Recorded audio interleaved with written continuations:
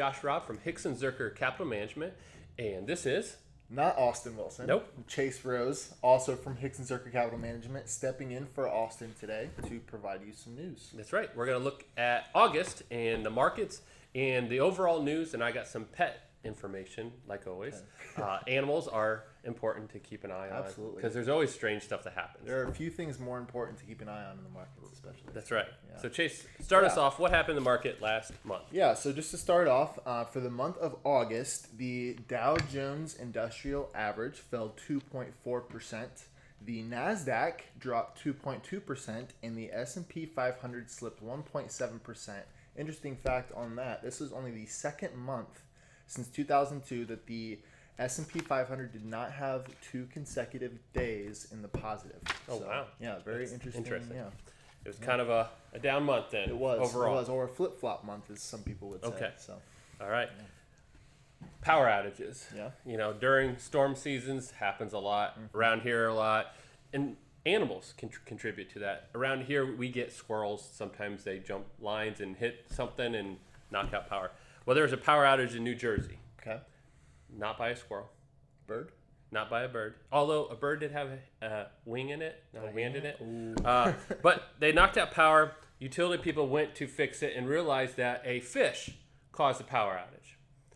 Not in the water. The fish was dropped by a bird onto a transformer, which then blew the transformer and knocked the power out. Wow. And That sounds like a cartoon episode to me. Yeah, and these workers, they must have had a slow day, but they gave it a name and talked about how he was a hard worker, and it was sad that they lost him. Remember, he was the victim in all this, and going on and on, and the culprit's still at large. Yeah, I'm sure. Moving back to the market, so the Fed's preferred inflation gauge, which is the PCE, or Personal Consumption Expenditures, showed that prices rose 0.2% in July. And core PCE, which takes out volatile food and energy prices, also rose 0.2%. That's the smallest back-to-back readings since 2020, so that could be a positive sign for inflation. And the month or the year-over-year number for core PCE rose 4.2%, slightly higher from the month before, but that's to be expected moving forward. Yep, So. Good. So inflation continues to kind of be at a slower growth pace according to those readings. Yep. Good. All right. Down south, there is a problem with large alligators. And so throughout the year, they have open season to harvest those to keep the population in check. And so in Mississippi, they brought in an alligator that set a record for Mississippi. 802 pounds. That's a big boy. 14 feet 3 inches. Man. That's a big alligator. They actually had to use a forklift to get this thing out and up for the measurements and everything. See you later, alligator. That is a big alligator.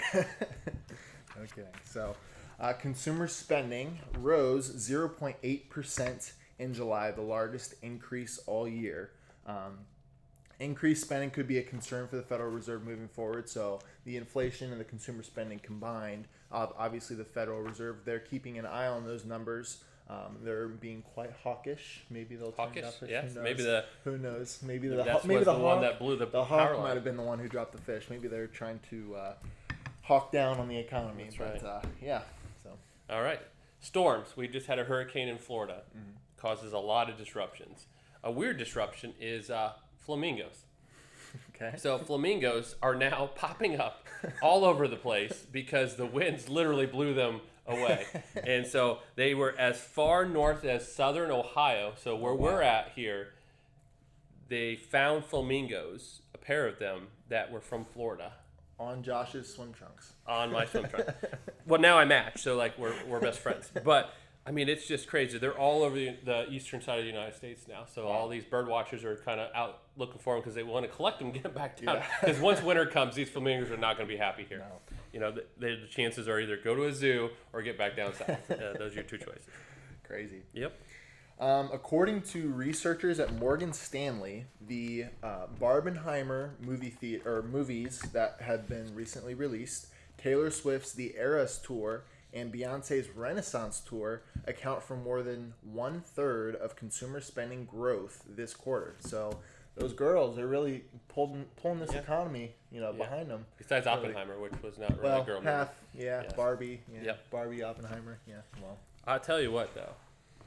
Those tours, that's crazy. Yeah, that is very crazy. Yeah. And I have another interesting fact on those tours moving forward. Yes. So, all right. I'll get to that. Can't wait. So there was a baby giraffe born at the Bright Zoo in Tennessee. Okay. Great. That's awesome. Good news. What's interesting, though, is this giraffe was born with no spots. Wow. Normally, when giraffes are born, they're fully spotted. Not that you see them, but they have spots on them. Unlike Dalmatians, which you learn 101 Dalmatians, they're born without spots. Yeah. That's something to know. But this is, they think, the only giraffe in the world alive that doesn't have spots. Wow. Completely all brown. So just a rarity, which is pretty cool, and it's they're in the zoo that people can go see. That is very interesting. Getting back to the Taylor Swift Beyonce tour and the Barbenheimer effect. So with obviously the cool off and people going to the movies to watch Barbenheimer, Taylor Swift and Beyonce's tours are both going international. Experts at Morgan Stanley estimate that this could have a negative impact on GDP growth moving forward. And they say that it could even reduce personal consumption expenditures, the Fed's preferred inflation gauge, by 1.4 percentage points and erase 1 point from the GDP growth this next week. So that entertainment, those tours and the movies could affect GDP by 1%. Yes. Based on how much revenue they were generating this Which last is quarter. insane to think about. That is considering crazy. how much of our economy is driven by consumer spending. So Yep. Yeah.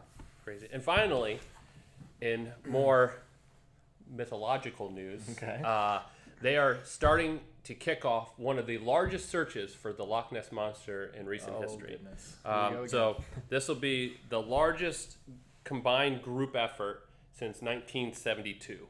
And so they're using drones. They're using all new technology, sonar. They've all these different adaptions that are penetrating because it's dark, murky water, and they're trying to see in there. They're using infrared to look for heat signatures. All these things, looking for the Loch Ness. That is crazy. Yeah. That Loch Ness has been around. Looking for it 1,500 years, all the way back to some monks early on. They find drawings of this idea of there's something in there. Yeah. That has to be the oldest living thing ever, right? 1,500 years. I mean, people have been looking for it for that long. Seems like it. Maybe it's not the same one, though. Maybe they're breeding. It's a family. Yeah, so if you want to, head on over to Scotland and join in on the search. It'd be great. I know I will. All right. So that was Market Look back at August. Thank you for tuning in. Just a reminder that nothing we say today is a recommendation, especially going to Scotland to look for the Loch Ness Monster.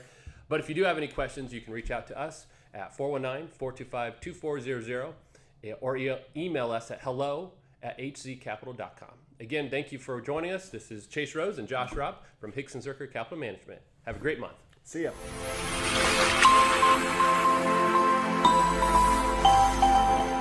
Josh Robb and Austin Wilson work for Hixon Zuercher Capital Management. All opinions expressed by Josh, Austin, or any guests are solely their own opinions and do not reflect the opinions of Hixon Zuercher Capital Management. This is for informational purposes only and should not be relied upon for investment decisions. Clients of Hixon Zuercher Capital Management may maintain positions in the securities discussed. There is no guarantee that the statements, opinions, or forecasts provided herein will prove to be correct.